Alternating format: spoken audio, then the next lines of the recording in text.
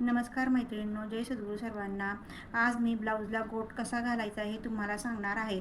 ब्लाऊजला गोट घालताना 1.5 इंचाची पट्टी कटिंग करणे क्रॉस कापडावर. आणि हे बघा, हे अशा पद्धतीने गोट घालायचा. पट्टी कशी कटिंग करायची हे मी परत तुम्हाला दाखवते, पण आत्ता तरी हे गोट कसा घालायचा हे तुम्हाला दाखवत आहे. क्रॉस कापडामध्ये गोट घातल्यावर अगदी परफेक्ट असा ब्लाऊजला गोट येतो.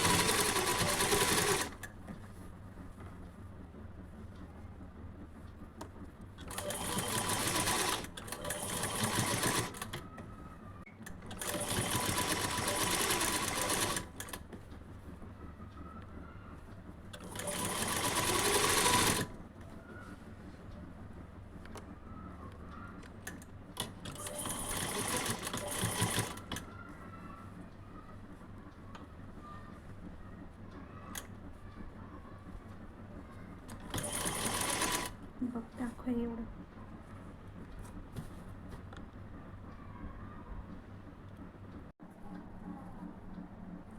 अशा पद्धतीने माझ्या ब्लाऊजचा गोट पूर्ण घालून झालेला आहे.